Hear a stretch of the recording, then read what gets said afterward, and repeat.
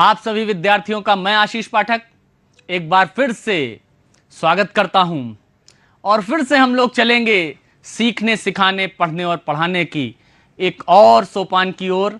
भौतिक विज्ञान की एक और कक्षा और बहुत आनंद के साथ, बहुत रोचकता के साथ, बहुत मन के साथ हम लोग इस तकनीकी दुनिया के साथ अपनी शिक्षा को आगे बढ़ाएंगे। तो आइए जुड़ते हैं और आज की कक्षा में क्या है ये जानते हैं। उसके पहले हमने लास्ट वीडियो में, लास्ट लेक्चर में क्या सीखा उसकी एक बात हमने ये जाना कि वैद्युत द्विध्रुव क्या होता है, वैद्युत द्विध्रुव आघूर्ण क्या होता है और वैद्युत द्विध्रुव के कारण अक्षीय स्थिति में किसी बिंदु पर वैद्युत क्षेत्र की तीव्रता की गणना भी हमने की, उसकी सूत्र की व्युत्पत्ति भी हमने की। तो आज हम लोग क्या जानने वाले हैं उस पर हम लोग आते हैं और आप देख सकते हैं आज जो हमको सीखना है, जिस बात पे चर्चा करनी है, जिसको समझना है, जिसके साथ हमको जुड़कर आगे बढ़ना है इस कक्षा में, वो है वैद्युत द्विध्रुव के कारण किसी बिंदु पर वैद्युत क्षेत्र की तीव्रता का अगला अंक, अर्थात एक और स्थिति जो है निरक्षीय स्थिति। अगर निरक्षीय स्थिति में कोई बिंदु स्थित होगा तो हम उस बिंदु पर वैद्युत क्षेत्र की तीव्रता कैसे पता करेंगे। और ये मैं आपसे कहना चाहूंगा सभी विद्यार्थियों, ये बहुत महत्वपूर्ण है बोर्ड परीक्षाओं के लिए, इसलिए बहुत ध्यान से देखिएगा। आपके लिए बहुत महत्वपूर्ण सिद्ध होने वाला है परीक्षाओं की दृष्टि से, इसलिए बहुत ध्यान से आप इसको देखेंगे। और उसके बाद हम आज ये भी जानेंगे कि एक समान बाह्य वैद्युत क्षेत्र में रखे हुए वैद्युत द्विध्रुव पर लगने वाले बलयुग्म का आघूर्ण क्या होता है। तो इन दोनों टॉपिक से हम लोग रूबरू होंगे, इन दोनों टॉपिक्स पे चर्चा करेंगे। तो चलिए शुरू करते हैं आज की इस कक्षा को अपने पहले टॉपिक के साथ, जो है वैद्युत द्विध्रुव के कारण किसी बिंदु पर वैद्युत क्षेत्र की तीव्रता निरक्षीय स्थिति में। तो देखिए आपके सामने एक चित्र बना हुआ है वैद्युत द्विध्रुव का। वैद्युत द्विध्रुव वैसा ही है जैसा हमने अक्षीय स्थिति में देखा था। वैद्युत द्विध्रुव में कोई बदलाव नहीं होने वाला। आप देखेंगे कि यहां वैद्युत द्विध्रुव ए बी है, जिसके बिंदु ए पर धन या प्लस क्यू आवेश है, उसके बिंदु बी पर माइनस क्यू आवेश है, उसका मध्य बिंदु ओ है। सब कुछ वैसा का वैसा आपको दिखाई दे रहा है और उसकी लंबाई 2l है, अर्थात मध्य बिंदु से b तक की दूरी l, मध्य बिंदु o से a तक की दूरी l है। लेकिन इस बार जो बदला है वो बदली है स्थिति।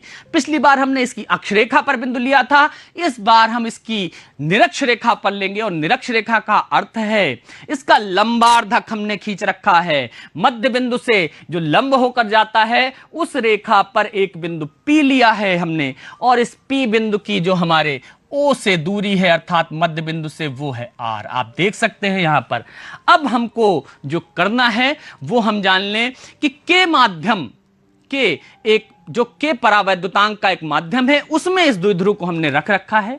हम ये चाहते हैं, हम ये गणना करना चाहते हैं कि वैद्युत द्विध्रुव ए बी के कारण इस बिंदु P पर, जो कि इसकी लंबार्धक रेखा पर इसके मध्य बिंदु से R दूरी पर है, वैद्युत क्षेत्र की तीव्रता क्या होगी। तो उसकी गणना हम लोग करेंगे और उसकी गणना बहुत ध्यान से आप सब मेरे साथ देखेंगे किस प्रकार से की जाएगी। फिलहाल आप यहां एक बार फिर से देख लीजिए, ये वैद्युत द्विध्रुव ए बी, ये इसका मध्य बिंदु O से B तक की दूरी L, O से A तक की दूरी L। टोटल हमारे पास इनके बीच जो हमारे कह सकते हैं द्विध्रुव के बीच की अल्प दूरी होती है वो 2L। निरक्ष रेखा पर बिंदु P, जिसकी मध्य बिंदु से दूरी R है। और अगर हम इन दोनों सिरों को P बिंदु से मिलाते हैं तो ये एंगल थीटा होगा, ये एंगल भी थीटा होगा। तो अब हम लोग गणना की तरफ आगे बढ़ते हैं। आप देखेंगे मैंने उस चित्र को तो बनाया ही है, उसके साथ एक चित्र हमने और लिया है। ये क्यों लिया हुआ है इसको अभी आप जानेंगे। सबसे पहले काम हम वहीं से शुरू करेंगे जैसा हमने अक्षीय स्थिति में कहा था।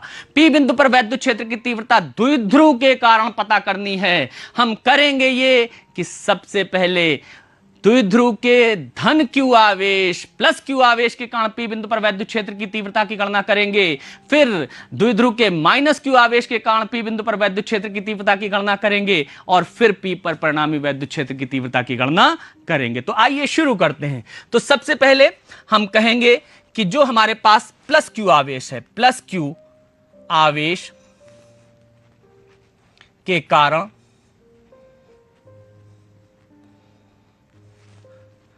P बिंदु पर वैद्युत क्षेत्र की तीव्रता, वैद्युत क्षेत्र की तीव्रता। देखें स्टूडेंट्स, ये जो हमारा प्लस क्यू आवेश है वो ए बिंदु पर स्थित है, इसलिए इसको सामान्य रूप में हम ई ए से डिनोट कर देते हैं।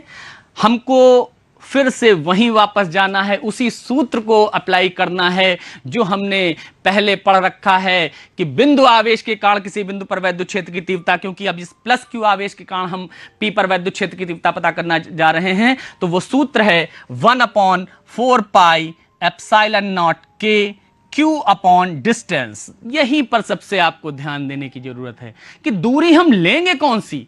हम दूरी वो लेंगे जो धन आवेश Q से उस बिंदु की है जहां पर हम वैद्युत क्षेत्र की तीव्रता पता करने जा रहे हैं, अर्थात A से P तक की दूरी AP²। अब आप देखें, हमको यहां पर कैलकुलेशंस थोड़ी सी ध्यान देनी है कि ये हमारे पास आ जाएगा 1/4 पाई एप्सिलॉन नॉट के Q अपॉन AP दूरी होगी कितनी। आप देखें स्टूडेंट्स, मैं यहां पर आपको एक दिखा रहा हूं AOP, ये चूंकि लंब है, लंबार्धक खींचा गया है, तो निश्चित रूप से APO हमारे पास एक समकोण त्रिभुज है। इस समकोण त्रिभुज में इस थीटा कोण के लिए हमारे पास ये लंब है, ये आधार है, और ये निश्चित रूप से कर्ण होगा, ये क्लियर है। 90 अंश के सामने की भुजा कर्ण कहलाती है। तो पाइथागोरस हम प्रमेय का उपयोग करें, ये R और ये L, तो यहां पर पाइथागोरस प्रमेय की सहायता से जो हमारा कर्ण AP प्राप्त होगा वो √R² प्लस L² होगा, और जब उसका वर्ग करेंगे तो यह आ जाएगा R² प्लस L²। अब यहां पर इसकी दिशा भी हम तुरंत बता देते हैं, क्योंकि बिना दिशा के वैद्युत क्षेत्र की तीव्रता बताना कोई उपयोग की बात नहीं, इसलिए हम इसकी दिशा कैसे कैलकुलेट करेंगे। फिर से हम यहां पर रखेंगे परीक्षण आवेश। मैंने आपको कहा था, ये कल्पना करते हैं कि P बिंदु पर हमने परीक्षण आवेश Q0 को रख दिया। अब Q0 पर Q0 पर जिधर बल लगेगा इस प्लस Q आवेश के कारण वही दिशा होगी, और आप देख सकते हैं अब हमारे चित्र में स्पष्ट है कि ये प्लस Q आवेश इसको प्रतिकर्षित करेगा EA की दिशा में, इसलिए इसकी जो दिशा हो जाएगी वो हो जाएगी EA दिशा में हमारे पास हो जाएगा, या हम इसको कह सकते हैं हमारी जो दिशा है वो हो जाएगी AP की ओर। ये दिशा जो है AP की ओर हो जाएगी। तो हमने ये जान लिया।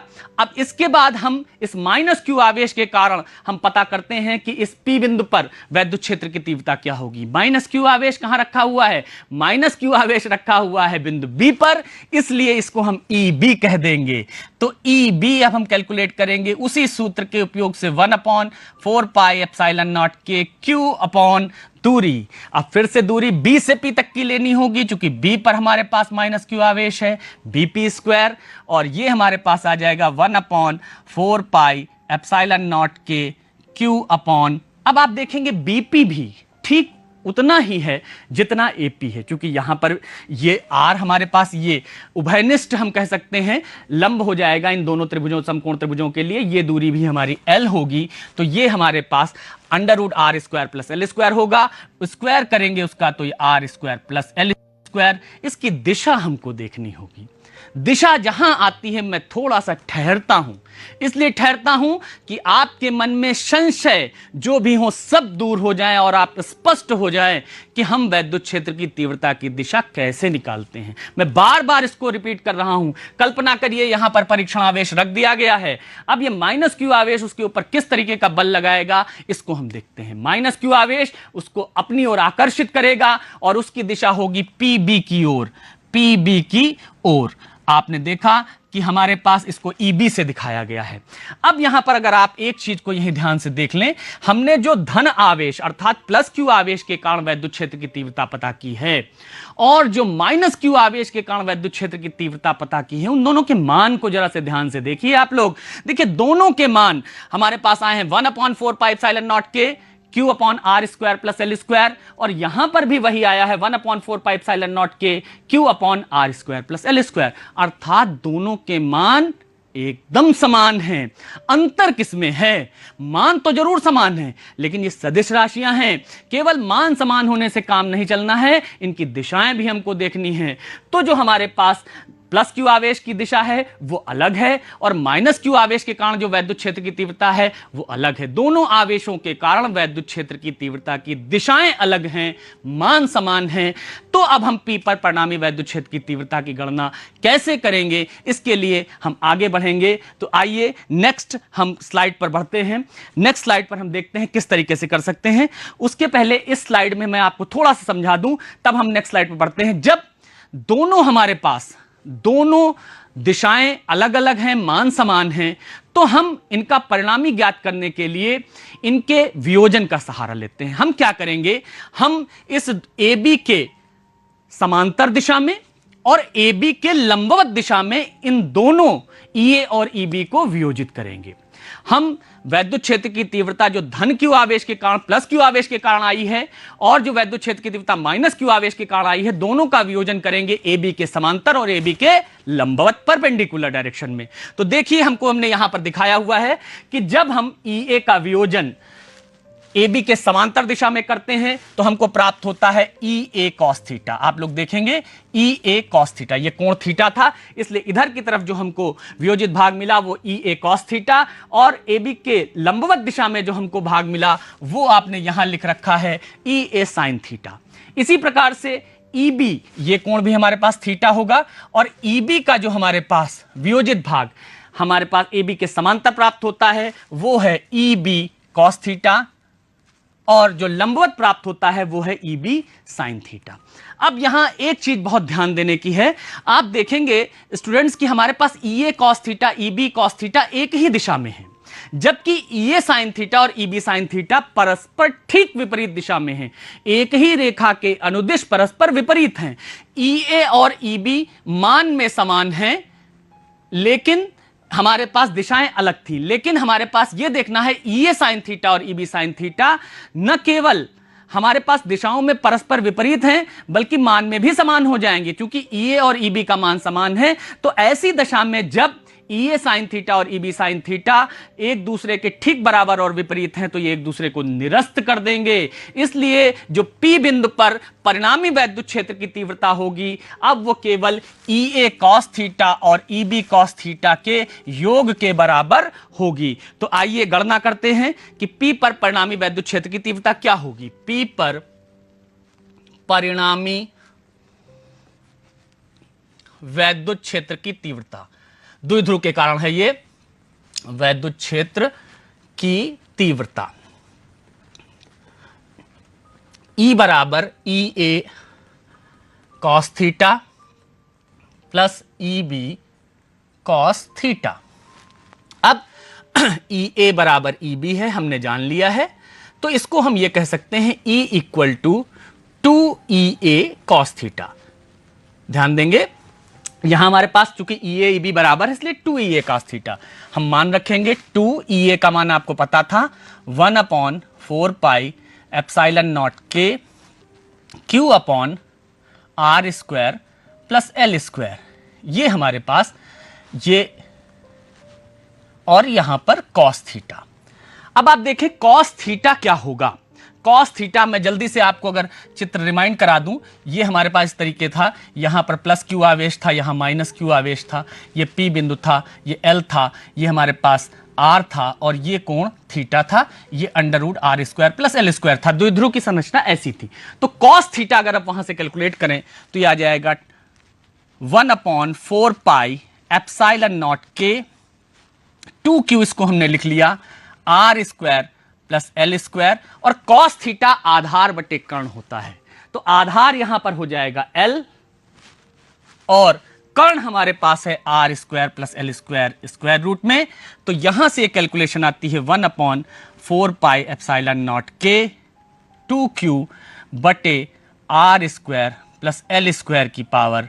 देखिए यहां पर आधी पावर है हाफ, और यहां पर 1 है, तो 3/2 हो जाएगी। हमको पता है कि अगर आधार समान हो तो गुणा की क्रिया में घातें जुड़ जाती हैं।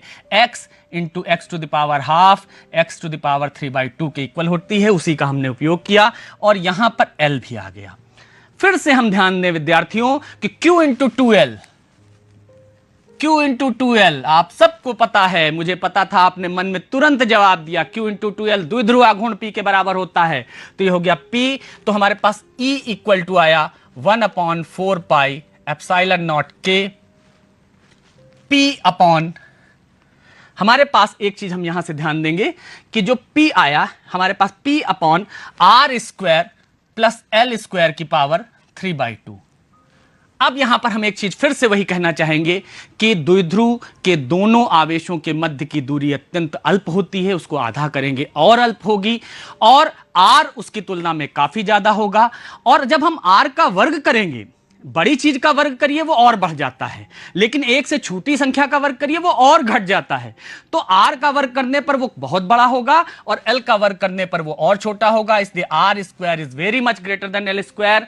तो उस स्थिति में l स्क्वायर को हम नगण्य मान देंगे और तब हमारे पास ये आ जाएगा 1/4 pi epsilon naught K P upon R square whole power 3/2 E equal to 1/4 pi epsilon naught K P upon R cube. ये देखिए हमारे पास क्या आ गया, ये हमारे पास हमको मिल गई निरक्षीय स्थिति में वैद्युत क्षेत्र की तीव्रता। यहां पर निरक्षीय स्थिति में वैद्युत क्षेत्र की तीव्रता का मान पता चला, इसकी दिशा क्या होगी, क्योंकि हमने कहा था कि ये EA cos थीटा और EB cos थीटा के योग से आया है। आपने देखा था कि इस प्रकार से हमने वियोजित किया था, ये दिशा थी, अर्थात इसकी दिशा होगी AB के समांतर। इसकी दिशा क्या होगी, हमारे पास AB के समांतर होगी। तो हमने यहां पर निरक्षीय स्थिति में भी वैद्युत क्षेत्र की तीव्रता देख ली, और एक चीज यहां से स्पष्ट हो गया कि E अनुक्रमानुपाती 1/r क्यूब है, क्योंकि जब हमारे पास अक्षीय स्थिति में था वहां पर था 2p/r क्यूब, यहां है p/r क्यूब। दोनों में हम ये देख सकते हैं कि जो वैद्युत क्षेत्र की तीव्रता है वो r क्यूब के व्युत्क्रमानुपाती है, जबकि बिंदु आवेश के कारण वैद्युत क्षेत्र की तीव्रता आर स्क्वायर के व्युत्क्रमानुपाती होती थी। इस चीज को हम ध्यान रखेंगे, द्विध्रुव के कारण वैद्युत क्षेत्र की तीव्रता में और जो बिंदु आवेश कारण वैद्युत क्षेत्र की तीव्रता में ये मुख्य अंतर है कि वो आर स्क्वायर के व्युत्क्रमानुपाती होती है और ये आर क्यूब के व्युत्क्रमानुपाती है। इस प्रकार से हमने वैद्युत द्विध्रुव के कारण निरक्षीय स्थिति में भी वैद्युत क्षेत्र की तीव्रता की गणना कर ली है। अब आइए आगे बढ़ते हैं, नेक्स्ट टॉपिक पर बढ़ते हैं जो आज हमको सीखना है। बहुत इंपॉर्टेंट टॉपिक है, उस टॉपिक की ओर हम लोग बढ़ते हैं। उस टॉपिक को हम लोग देखते हैं और उस टॉपिक पर हम देखेंगे कि हमारे पास जो हेडिंग लिखी हुई है वो है एक समान बाह्य वैद्युत क्षेत्र में रखे हुए वैद्युत द्विध्रुव पर लगने वाले बलयुग्म का आघूर्ण। सारी चर्चा वैद्युत द्विध्रुव को लेकर हो रही है।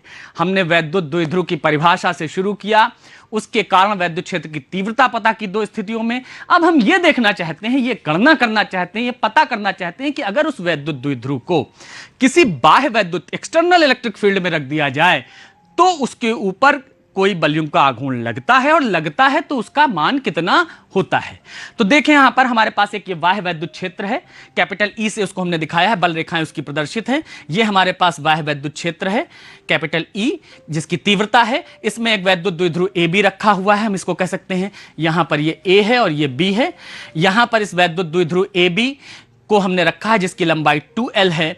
अब यहां पर हमको ध्यान देना है कि क्या होता है जब वैद्युत द्विध्रुव को किसी बाह्य वैद्युत क्षेत्र में रखा जाता है तो उसके दोनों आवेशों पर बल लगता है। हमको पता है किसी वैद्युत क्षेत्र E में Q आवेश पर लगने वाला बल EQ होता है, किसी वैद्युत क्षेत्र कैपिटल E में Q आवेश पर लगने वाला बल EQ होता है। तो उस प्रकार यहां इस प्लस Q आवेश पर जो बल लगेगा कैपिटल F, वो बराबर होगा EQ के, और इसकी दिशा धन आवेश के कारण है। धन आवेश पर बल लग रहा है वो क्षेत्र की दिशा में होगा, जबकि इस ऋण आवेश पर बल का मान EQ ही होगा, चूंकि आवेश ये Q ही है, लेकिन इसकी दिशा क्षेत्र के विपरीत होगी।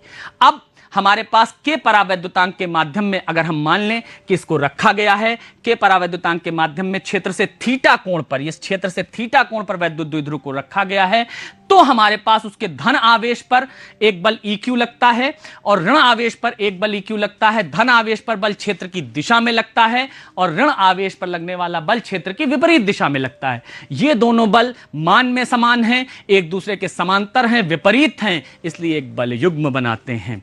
आपको पता होना चाहिए कि जब इस प्रकार से एक बल युग्म इसके ऊपर लगता है, वो बल युग्म क्या चाहता है? वो बल युग्म ये चाहता है कि ये द्विध्रुव